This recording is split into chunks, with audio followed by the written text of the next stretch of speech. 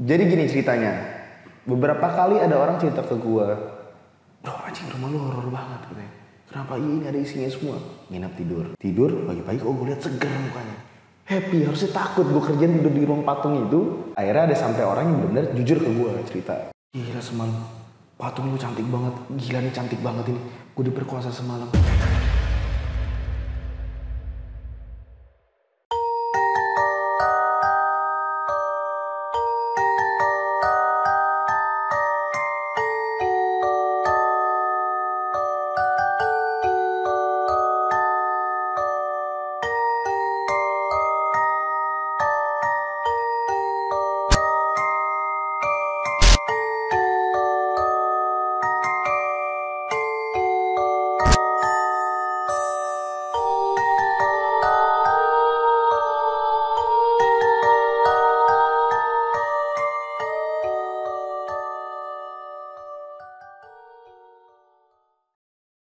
Nah si sajen ini,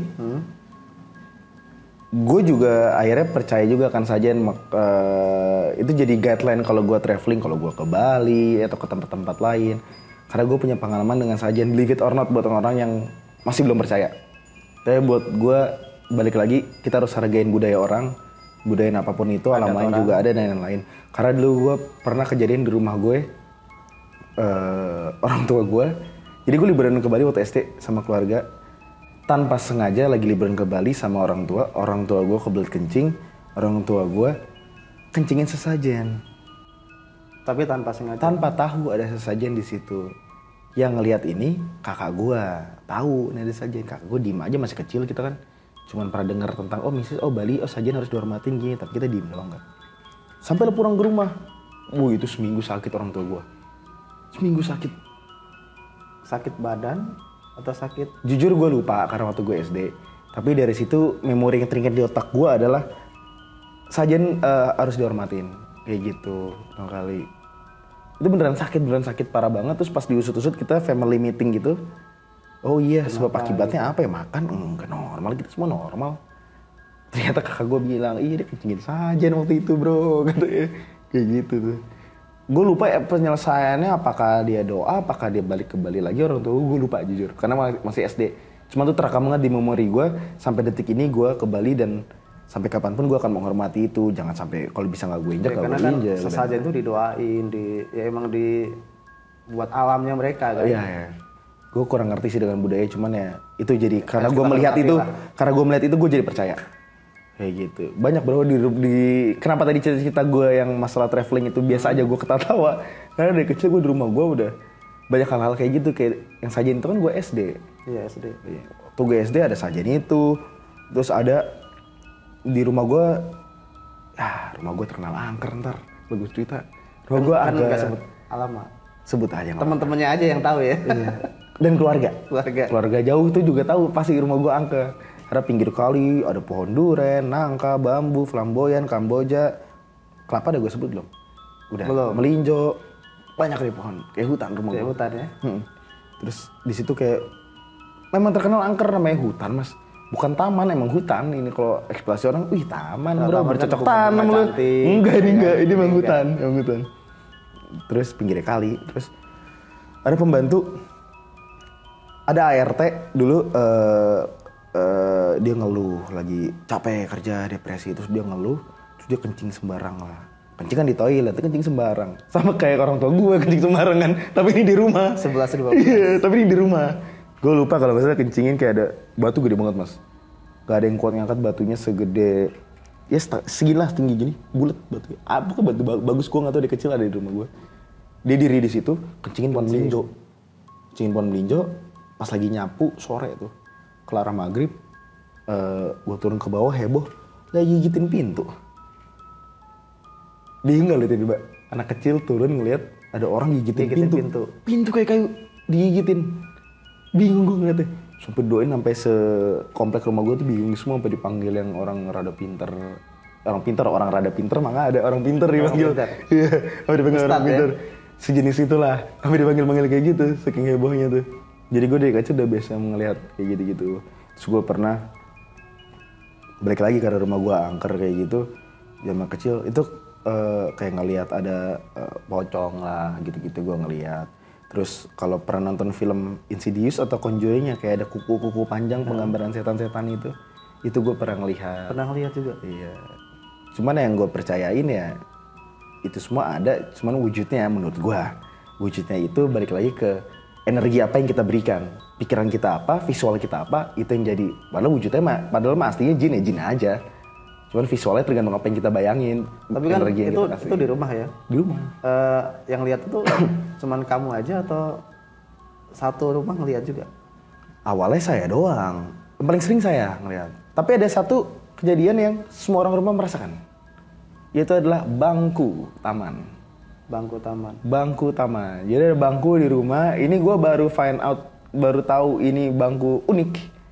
Baru sebulan terakhir sama nyokap gue sama kakak gue baru. Unik atau menyeramkan? Buat gue mah unik. Buat gue unik mas. Bisa manggil unik kan? Gue udah nih belakangan ini sebulan terakhir nih unik. Jadi bangku gitu. Bangku jati, taman jati. Bangku modern jati gitu. Dia hobi catcalling, asik. Dia hobi manggilin orang gitu. Jadi waktu gue SMP, gue sempat minjem mobil bokap. SMA pinjam mobil bokap. Pak pinjam mobil ya? Iya, mau pacaran. Pulang jam 9 malam. Ternyata gue lanjut pacaran, mabok. Pulang jam 1 malam. Gue masuk ke rumah tuh udah deg-degan, takut dimarahin sama anak SMA mas. Minjem mobil, pulang gak tepat, mabuk-mabukan, takut banget dimarahin. Gue masuk pelan-pelan. Kamar gue di atas nih, kamar bokap, gue di lantai 2. Gue masuk lihat lantai 1, lihat ruang tamu. Di atas ada yang teriak. Biva! Iya pak, maaf pak, aku pulang malam, iya besok gak gini lagi. Gue udah ngomong gitu. Gue naik ke atas, gak ada siapa-siapa. Ternyata lagi pada pergi. Gue minta maaf ke siapa? Berarti? Gue minta maaf ke siapa coba, teka-teki tuh. Gue minta maaf ke siapa? Gak ada siapa-siapa? Gak ada, ternyata lagi pada pergi, lagi pada makan bubur Olimo. Waktu itu lagi zaman bubur Olimo masih rame tuh. Gak ada siapa. Bingung dong kamu? Bingung. Ada siapa? Bingung, itu gue SMA. Tapi gue baru tahu itu bangku tuh lagi di dalam waktu itu. Terus gue baru tahu nih kejadian 2 minggu terakhir gue lagi ngobrol, ternyata kakak gue juga pernah merasakan hal yang serupa. Pulang malam, di rumah gak ada siapa, gue lagi kemana, di rumah kosong, ditegur sama nyokap gue pulang malam. Namanya anak perempuan pasti ditegur kalau pulang malam. Ditegur, Mufa, dipanggil. Sebenarnya bukan negor tapi manggil. Makanya gue bilang catcalling. Sebenarnya manggil dong, cuma nada orang rumah yang diikutin. Dan dengan nada marah, nada kayak mau negor. Sebenarnya dia nggak ngomong apa, cuma manggil. Biva, Mufa, gue bokap. Kakak gue, suara nyokap gue. Nyokap gue lagi keluar kota. Dan kata nyokap gue, bokap gue juga pernah cerita. Bokap gue sering dipanggil-manggilin. Akhirnya bang gue sekarang kita taruh di luar. Udah nggak pernah ada yang manggilin. Terus setelah ditaruh di luar, udah nggak ada. Sempat ada yang manggil. Cuman sekarang maksudnya di luar, cuman yang jauh banget, di kolong banget, bareng mobil, ketutupan mobil segala macam. Jadi udah nggak ada, sebenarnya nggak kedengeran aja, mungkin dia masih manggil sampai sekarang ya. Kamu pernah nanya ini nggak sih ke orang tua, tuh bangku dari mana atau asal usulnya? Gak tertarik kok mas. Nggak tertarik? Soalnya unik udah unik aja. Mau? Ampun, buat di sini syuting. Aduh. Gue dengar ceritanya aja udah merinding. Bangku tuh gitu. Ntar paling yang dipanggil kawan-kawan ini semua ya. Semua. Dipanggilnya diikutin. Gitu. Serem tuh bangku tuh. Terus selain di rumah mungkin cerita apa lagi? Cerita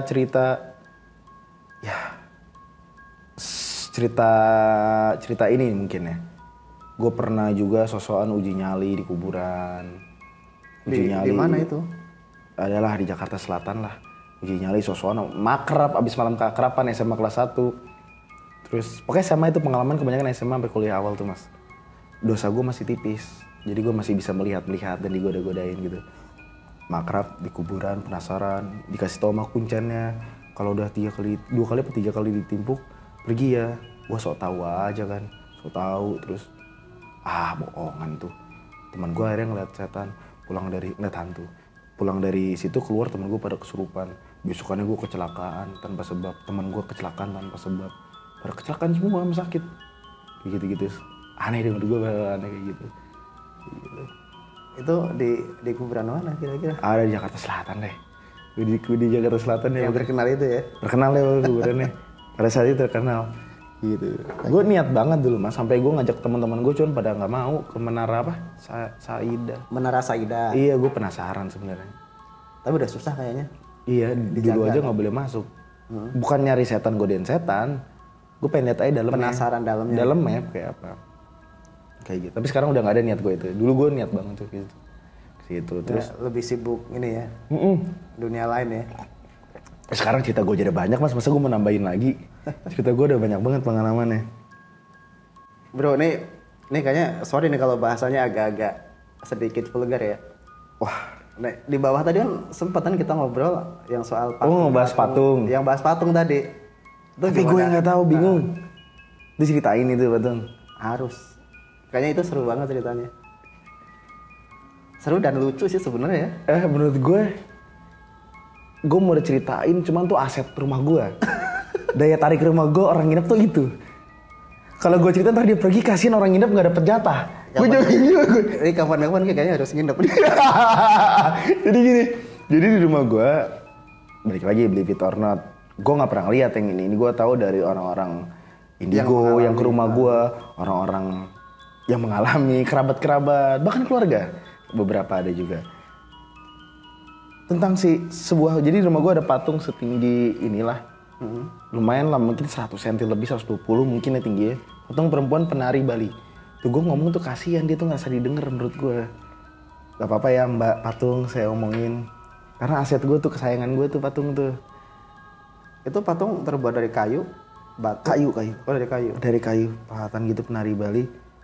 Dia Suka apa Pak? menurut orang-orang ini yang bisa melihat dan pernah merasakan, dia suka memperkosa Wah, tamu-tamu gue yang tidur di bawah situ. Jadi ada ruang tamu gitu isi patung semua.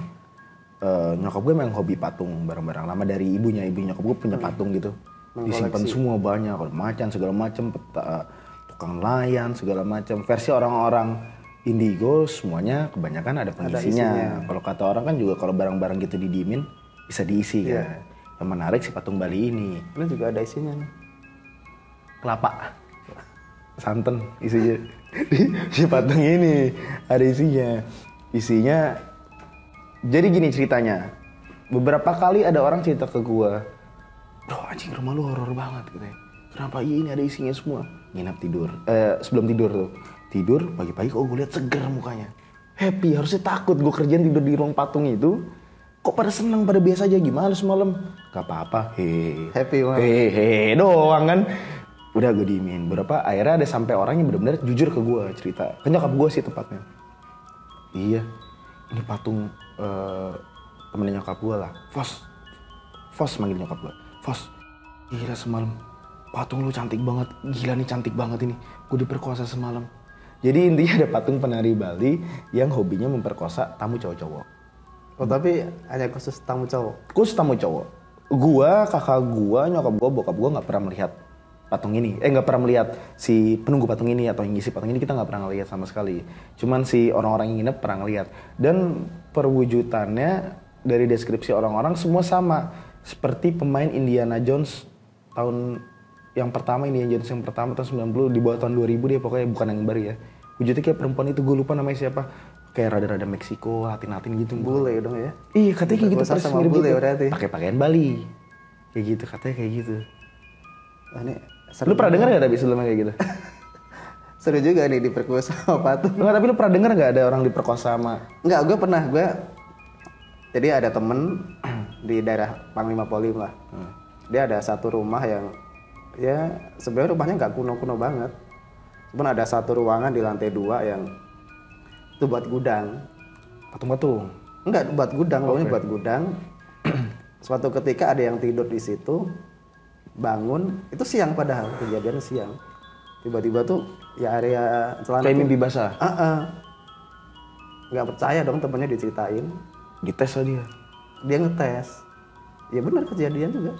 Dan beberapa orang sampai 2-3 orang lah yang nyobain. Digambarin gak? Ini si... Katanya kita sih sebut saja si oknum pemerkosa ini gimana bisa? Cewek cantik sih katanya. Katanya cewek cantik. Cewek cantik Sama juga. deskripsinya mirip. Dia sih lebih ke orang lokal sih katanya. Orang lokal. Cewek tapi. Cewek tapi. Kalau cowok mau gue jodohin tadi. Gak ada cewek dia temenan berarti. Nginep deh. Jadi temenan deh. Apa lu mau nginep rumah gue? Jangan bro, aset rumah gue itu bro. Patungnya bagus soalnya. Tapi sampai sekarang masih kejadian. Udah nggak ada yang pernah nginep lagi soalnya. Soalnya ruangannya udah diganti gunakan. Tadinya kan bisa buat nginep, sekarang udah enggak. Ya gitu. Kapan-kapan boleh ajak teman-teman kreatif. Ayo boleh teman-teman semua, kita nginep di situ. Di sana kita syuting. Jangan bro, tuh aset rumah gue bro. Bagus bro. Patungnya bagus banget soalnya. Gitu. Oke. Aneh tuh. Ada lagi nggak nih cerita lagi sebelum kita tutup? Sebelum itu tutup, ya basic sih paling kayak pertama kali gue ngeliat, pertama kali ini segala macem kayak gitulah. Sebenarnya balik lagi pertama kali gue ngeliat tuh kayak gue pertama kali ngeliat kayak kodam gue segala macem. Gue lagi mandi, cium muka, balik badan, terus gue ngeliat. Jadi pertama kali gue bisa ngeliat banget tuh itu. Gue lagi mandi, balik badan, kok ada cewek. Cuman ya gue nggak tahu sampai sekarang gue nggak tahu kodam gue apa. Cuma kalau kata orang-orang memang perempuan rambutnya panjang. Dan gue beberapa kali lihat orang itu yang sama di deket gue mulu. Ada kadang di mobil, kadang pas gue lagi mandi, kadang kalau gue lagi tidur diri di pintu, kayak deket gue mulu orang ini. Gitu gue ngeliat itu. Dulu bahkan waktu gue kecil banget, masih sangat suci dan polos. Ketika gue setiap jam di atas jam 12 malam tuh gue bisa ngeliat. Semua yang ada di rumah gue bisa ngeliat. Apa aja yang di... Jadi waktu kecil, yang gue lihat dari kodam gue, dari sampai makhluk-makhluk yang modelannya makhluk astral banget, mentok astral yang kayak cuman kepala, ada usus doang. Kakak gue juga ngeliat hal yang sama soalnya, yang kepala, usus doang, segala macam. Itu ngeliat di rumah gue. Kayak waktu kecil tuh gue sangat penakut banget. Waktu kecil, tiap tidur malam gue pindah bro, kabur bro. Jadi kamar gue sendiri, tiap tidur malam tuh, dia juga gue nggak pernah ceritain nih. Gue cupu banget dulu, karena gue bisa ngeliat, gue tiap malam selalu lari pindah ke kamar nyokap gue. Saking takut. Saking gue tiap kebangun tengah malam tuh melek. Dulu tuh sampai ada fase di mana tiap jam 24 berapa, jam yang tepat banget 247 atau 243 gue lupa. Itu gue selalu bangun di jam yang itu yang tepat dan yang sama. Selalu bangun, gak pernah. Mau gue tidur 2.40, 3 menit kemudian gue bangun. Mau gue tidur jam 7 malam, gue kebangun di jam yang sama, persis sama. Persis sama, gue ngeliat gak ada apa-apaan. Tapi gue ngerasa kayak ada orang yang kayak gini depan gue kayak ngeliatin gue, jadi gue bangun. Bangunnya bangun karena diliatin. Oh bangun karena kayak ada yang liatin. Terus gue kebiasaan gue namanya bangun anak kecil, gue ngucek-ngucek mata kan. Ngucek-ngucek mata pas gue gini, serem semuanya gue lihat. Gue langsung kabur mulu, kerjaan gue kabur mulu. Jadi dulu waktu kecil, tengah malam. Gitu. Makanya gue sekarang jadi kayak biasa aja, lucu-lucu aja. Gue ngeliatnya. Udah terbiasa. Udah terbiasa, iya. Nah ngomongin yang perempuan itu ya, dan yang usus dan pala itu tervalidasi sama kakak gue waktu kecil juga bisa ngelihat soalnya. Kakak gue ngeliat hal yang sama, persis kayak gue. Iya. Nggak dibuat-buat, kakak gue emang gue tes tanpa gue ceritain, dia ngomong hal yang sama sama gue. Kayak gitu. Rumahnya tuh emang rumah kuno atau? Jadi rumahnya dulu tuh bekas rawa dan hutan. Makanya sampai sekarang tuh pohon-pohon kelapa, duren, segala macam dari zaman gue kecil, dari zaman dulu banget belum ada rumah. Jadi emang asli? Asli, pinggirnya kali. Gitu. Enggak ada yang ditanam, pinggirnya pun kali. Kamu tuh angker banget kalau ke rumah gue. Tukang AC aja takut. Sampai ada cerita tukang alternator, kan gue udah main mobil ya. Tukang alternator gak mau ke rumah gue, benerin mobil di rumah gue, montir pada gak mau ke rumah gue. Karena pada takut. Beberapa kali montir gue suruh turunin mesin di rumah, bongkar mesin, lewat dari maghrib sampai begadang, pasti pulangnya ada aja, ada yang kecelakaan. Amit-amit nih ya, gue cerita ya, percaya gak percaya. Ada yang sampai patah tulang, ada yang kecelakaan parah, pada gak mau. Karena mereka semua digangguin di rumah gue. Ya mungkin montirnya niatnya buruk kali ya, gue nggak tahu kayak digangguin, gue nggak tahu sih. Pengen nginep kali. Mungkin ya. Deket patung. Iya pengen, lu itu mah pengen tuh deket patung. Kayak gitu sih, seangker itu dulu. Cuma sekarang udah biasa gue. Jadi lelucon, jadi bukan lelucon sih, jadi kayak komedi aja. Ada aja sih beginian dalam hidup, ada-ada aja. Gitu. Cuman ya udah alam-alamnya mereka buat gue. Selama kita sopan santun. Ya saling intinya saling menghargai lah. Menghargai budaya di Bali ya saja, dimanapun itu semua tempat ada budayanya, ada tata keramanya, ya udah dihargain aja, nggak ada apa-apa jadinya. Bro, thank you udah mampir ke studio kehidupan. Sama-sama bro. Semoga apa yang kita ceritakan bisa diambil hikmahnya sama para penonton. Ya. Langsung aja kita tutup ya. Nah, gue lebih senang yang kayak gini-gini, yang cerita yang nggak terlalu expert, yang nggak terlalu berat. Kadang gue nontonin juga, ya udah pakai sharing pengalaman aja, gue yang ini gini. Gue request dong. Apa? sesuatu yang berbau dengan number, angelic number segala macam yang orang merasakan langsung. Oke, nanti kita Coba lu cari undang gitu, ya narasumbernya ya. Atau kodam-kodam gitu. Siap. Oke, terima kasih buat para penonton yang sudah menyaksikan episode kali ini. Kembali mengingatkan kepada kawan-kawan yang belum subscribe, silahkan di-subscribe dulu. Follow juga sosial media kami di Instagram, Facebook, dan juga TikTok. Sekian, wassalamualaikum warahmatullahi wabarakatuh.